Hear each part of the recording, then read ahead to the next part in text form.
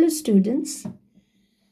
Today we will take up another poem which is there in our ICSE syllabus of 2024-25. Before we start with it, I would request you to like, share, and subscribe my channel. So today we are going to study on the power of music, written by SUKUMAR. The Power of Music is a poem written by Sukumar Roy from Abul Tabul, The Weird and the Absurd.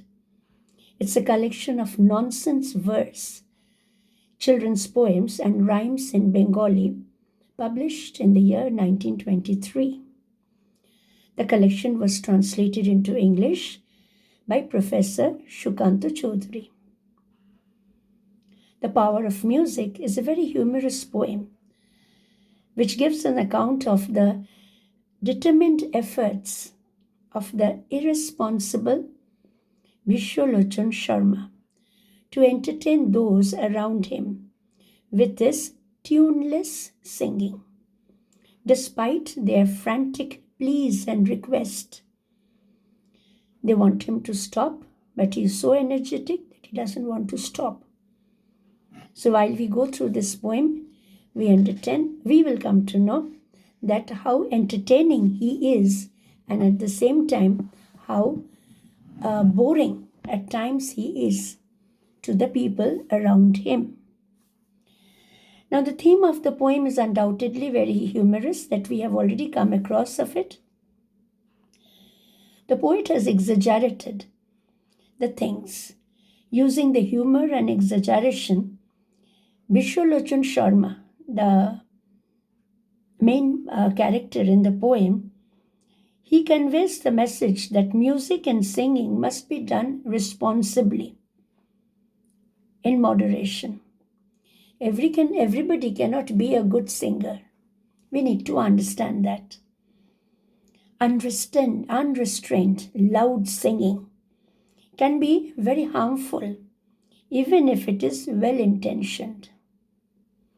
Music has a healing power, but if that music is presented in a very erratic and out of the way, or without a proper tune, it will turn out to be a disaster. Music can help reduce the pain levels. It soothes our tired souls. It gives us the relaxation of mind and provides comfort during the difficult times. But in this poem, we will find that Vishwalochan Sharma's loud singing makes the people confused, and it is a real problem to face him. Clear? Now let us go to the stanza-wise explanation. That will make the matter clear for us. Let's go to stanza 1. When summer comes, we hear the hums Vishwalochan Sharma. You catch his train on hill and plain, from Delhi down to Burma. He sings as though he staked his life. He sings as though he is hell-bent. The people dazed retire amazed, although they know it's well meant. They are trampled in the panic, rout or languish, pale and sickly, and plead, my friend, we are near our end. Oh, stop your singing quickly. Vishwalochan Sharma sings in a very energetic and loud manner.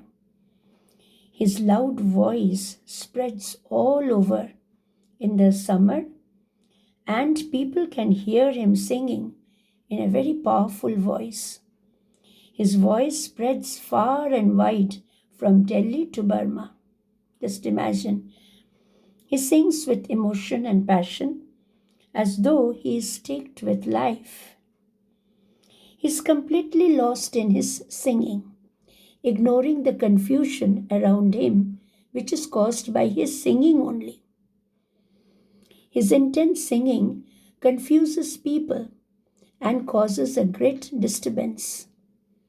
People get crushed and injured in the panic, and they become pale and sickly. People request him to stop singing, but he turns a deaf ear to them. Stanza 2. The bullock carts are overturned, and the horses line the roadside. But Vishalochan, unconcerned, goes booming out his broadside. The wretched brutes resent the blare, the hour they hear it sounded. They whine and stare with feet in the air, or wander quite confounded. The fishes dived below the lake in frantic search for silence. The very trees collapse and shake. You hear the crash a mile hence. And in the sky the feathered fly turn turtle while they are winging.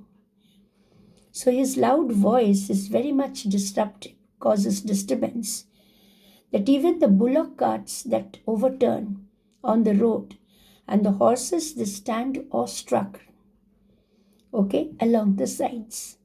But Bisholochan Sharma does not pay any attention to this destruction caused by his singing. Even the animals, they dislike his voice. The animals are totally confused. They whine and stare with feet in the air or wonder, quite confused. They stand puzzled with feet in the air and wonder what is happening around them. Even the fish that dives into the bottom of the sea to escape the terror of his loud singing. Trees and buildings, they collapse due to his loud singing. Even the birds in the sky, they flip upside down in panic and fear. Things all go in a topsy-turvy situation. Come to stanza 3. Again we cry, we are going to die. Oh, won't you stop your singing? But Bisholochan's soared beyond our reach. However, we plead and grumble. The welkin weeps to hear his screech, and mighty mansions tumble. But now there comes a billy goat, a most sagacious fellow. He downs his horns and charges straight, with bellow answering bellow. The strains of songs are tossed and whirled by blast of brutal violence, and Bisholochan grants the world the golden gift of silence. Now there is havoc and destruction caused by the loud voice of Bisholochan Sharma. People cry, and once more they request earnestly to stop singing, as they are going to die. But he ignores, he turns a deaf ear to all such requests made to him. He is least bothered about the destructions caused by his loud singing. Even the sky weeps or cries, and the mighty mansions, the big buildings, they tumble down. But then the most sagacious fellow, that is Billy Goat, appears and he attacks Bisholochan Sharma, with a great force. The goat's loud bleat and toss around Bisholochan's singing strains violently. Finally, Bisholochan Sharma stops singing and allows the world to get enveloped in silence. That is what is needed at that particular point of time.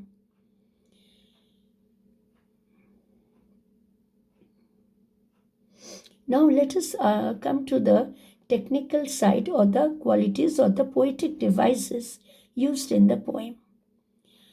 Imageries. The poet has used different imageries to describe the songs of Bisholochan Sharma. The figures of speech. The first one is hyperbole. The poet has used hyperbolic or exaggerated descriptions of the effects of Bisholochan Sharma's singing to create a very funny and humorous impact on the people, birds, buildings, and so on. Metaphor, I told you that it is a figure of speech in which two different objects are compared, but the point of comparison, that is like or as, they are not present. The poet describes the billy goat's loud and forceful bleating as bellow answering bellow. This is an example of metaphor. Alliteration, again a figure of speech in which the consonant is repeated in the beginning for two consecutive words. Welkin whips, here W is repeated in the two consecutive words, welkin and weep. Golden gift, repetition of the letter G in the two consecutive words.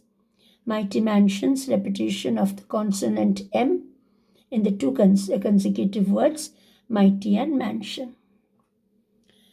This is not a very lengthy poem, but it is something out of the way, and I hope all of you have liked it. I request you to listen to the explanation again and again to make your understanding clear, your perceptions clear. Thank you very much. Hope to see you in the near future.